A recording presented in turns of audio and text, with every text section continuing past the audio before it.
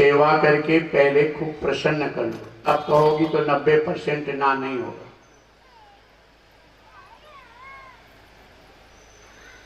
शंकर भगवान कहते पार्वती ये तुम्हारे ही मुंड की माला है, मैं तुमसे बहुत प्रेम करता हूं।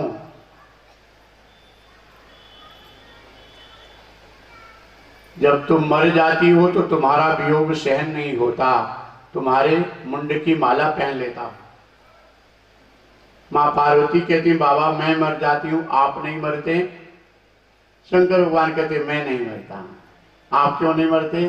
शंकर भगवान कहते पार्वती मैं अमर कथा जानता हूं। माँ पार्वती कहती बाबा वही अमर कथा हमें भी सुना दो। महादेव जी से बोली एक दिन महासती मर मर के थक गई है, ये तेरी पार्वती। ये भोलेनाथ मैं भी नहीं मरना चाहती, लेकिन आप कथा क्या सुन रहे हो? निगम कल्पतरोरुगलितं फलम् सुख मुखाद मृत द्रव संयुतम् पिबति भागवतं रसमालयम् मुहुर्हो रसिका भुवि भावुका। वेद रूपी कल्प वृक्ष का अमृत रस है। ऐसा कल्प वृक्ष का अर्थ होता है जिस वृक्ष के नीचे तुम जो भी इच्छा करो वो मिल जाए। सुंदर पति, सुंदर पत्नी, सुंदर बेटा, सुंदर दामाद, खूब धन, लक्ष्मी, यश, लाभ सब मिल जाए। कल्प वृक्ष के नीचे मन में विचार करो। और कल्प वृक्ष के नीचे कभी ये ध्यान में आया कि अगर शेर आकर के हमको खा जाए तो तुरंत शेर खा भी जाए। बेटे की इच्छा है बेटा सुंदर मिल जाएगा, लेकिन सुंदर बेटा मिलेगा तो बहू पता नहीं अच्छी मिले कि न मिले, बुढ़ापे में परेशान करे।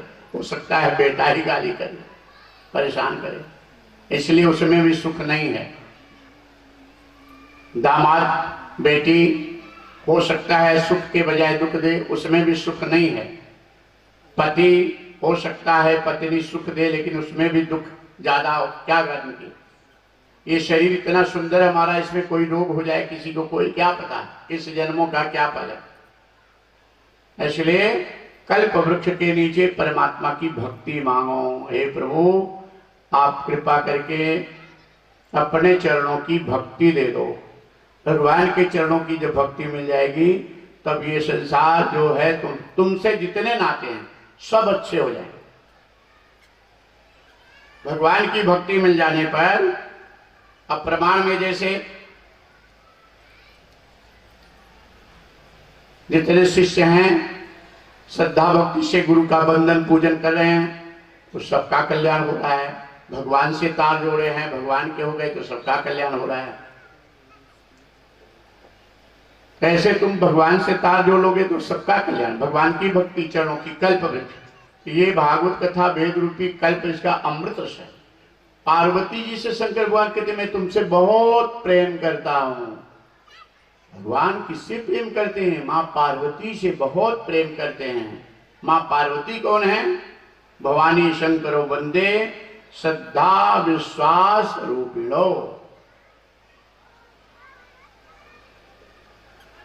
शंकर भगवान ब्रह्म के विश्वास और माँ पार्वती परमात्मा की ब्रह्म की श्रद्धा, और वही श्रद्धा पार्वती हैं। जब माँ पार्वती की कृपा हमारे आपके मन में रहेगी, श्रद्धा रहेगी परमात्मा के प्रति, परमात्मा के प्रति जो श्रद्धा है ये माँ पार्वती, तब दुख कभी नहीं आएगा। संसार के मोह में ग्रसित कभी नहीं होंगे। भगवान के भजन में, भगवान के कीर्तन ध्यान में मन लगेगा। तो शंकर भगवान ब्रह्म के विश्वास, माँ पार्वती ब्रह्म की श्रद्धा से प्रेम करते हैं। आप कई लोग प्रश्न करते हो हमसे, यहाँ नहीं और जगह जगह की पहले बहुत मन लगता था भजन में, अब मन नहीं लगता। पहले माला जपने में खूब अच्छा लगता था, ध्यान में मन अब नहीं लगता है। अर्थात कभी कभी श्रद्धा तुम्हारी माँ पार्वती की कृपा है तो खूब मन लग रहा है, और माँ सब श्रद्धा कमजोर हो गई तो मन नहीं लगता है। तब ये होता है भजन मत करो, भजन मत करो। संसार के भोगों में मन भागता है। और ये पार्वती से प्रेम करते हैं। तो माँ पार्वती कहती बाबा आप अमर कथा जानते हो? शंकर भगवान कहते मैं नहीं मरता, मैं अमर कथा जानता हूं। माँ पार्वती कहती बाबा वही अमर कथा हमें भी सुना दो। महादेव जी से बोली एक दिन महासती, मर मर के थक गई है ये तेरी पार्वती। अमर कथा सुनाते हैं शंकर भगवान मां पार्वती को। ये भागवत की कथा अमर कथा है। अमर कथा भगवत गीता की कथा अमर कथा है। रामचरितमानस की कथा अमर कथा है। अमर कथा का अर्थ होता है जिस कथा के सुनने से देह भाव समाप्त होकर परमात्मा में दृढ़ प्रेम हो जाए, आत्मबोध हो जाए, तब कभी नहीं मरोगे। वो कथा आत्मा से प्रेम करने वाली कथा, परमात्मा से प्रेम करने वाली कथा। तो कर्दम मुनि कहते मुझे सत्संग वाली पत्नी दे दो। एवं मस्तु कह करके भगवान विष्णु चले गए।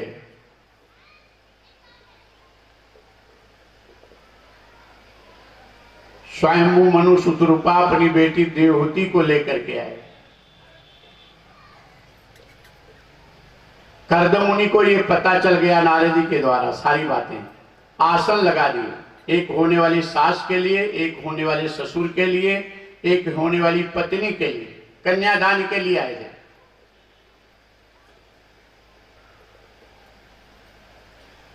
स्वयंभू मनु और शत्रुपा बैठ गए, लेकिन देवहूति नहीं बैठी।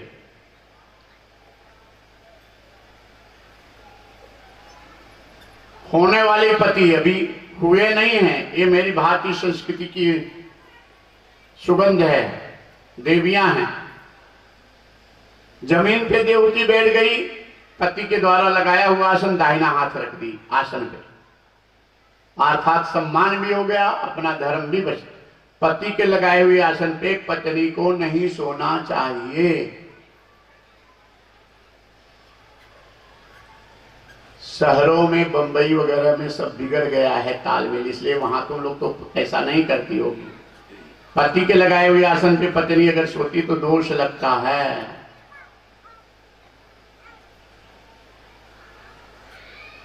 पति से चादर बिछा दिया, पत्नी सो गई, आसन लगाएगा पत्नी, उसको दोष लगता है।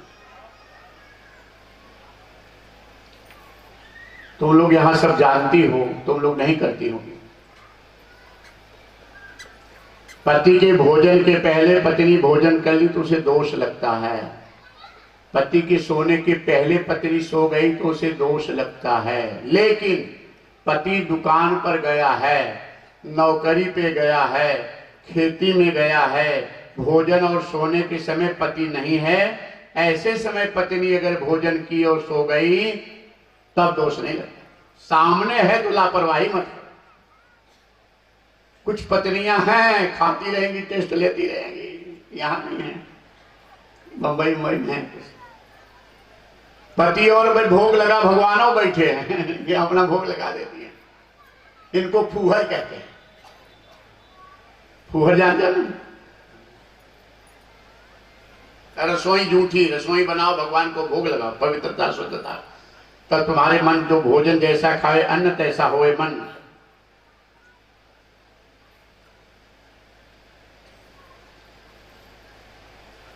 इसलिए भोजन का बड़ा ध्यान रखो कि बेईमानी का रोटी तो नहीं है, कोई घुसखोरी के पैसा का तो सब्जी नहीं आई है, दूध आया है पिएगे। और अगर खाओगे ऐसा भोजन तो पति पत्नी में, देवरानी जेठानी में टेंशन कभी खत्म ही नहीं होगा।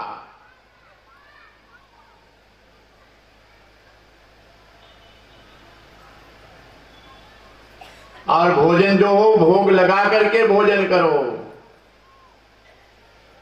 हे प्रभु जो आपने दिया है आपको समर्पित है। भगवान खाते नहीं, तुम्हारा भाव लेते हैं, लेकिन वो भोज पवित्र हो जाता है। भोजन भगवान को भोग लगाते हैं।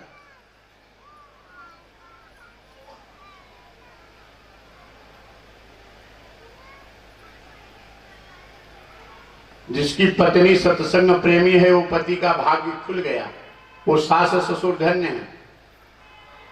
लेकिन जिसकी पत्नी झगड़ालू है, कलह मचाने वाली है, गांव की भाषा में फूहरी है, तब वो पति ऐसी पत्नी के पाकर के पति जीते जी नरक भोग करता है।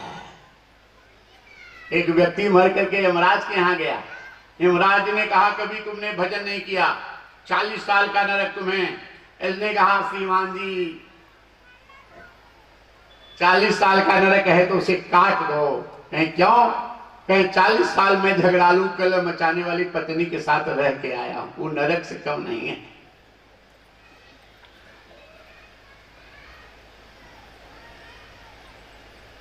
तुम लोग ऐसी नहीं हो, लेकिन 2-3 बैठी हैं, बदल जाना, अभी बन जाएगी।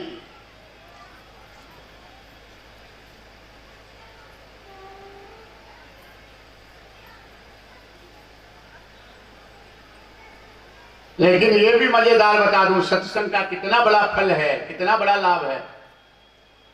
तुकाराम महाराज, जगत गुरु तुकाराम, भगवान का दर्शन ही नहीं हुआ था। इनकी पत्नी बड़ी झगड़ालू थी। भक्ति का रास्ता ऐसा है, यही सत्संग से सब शक्ति मिलती है। इनकी पत्नी बड़ी झगड़ालू थी।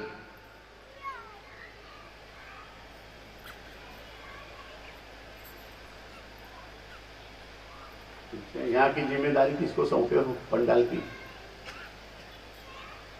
राकेश बैठ के कथा सुन रहे हो तुम लोग?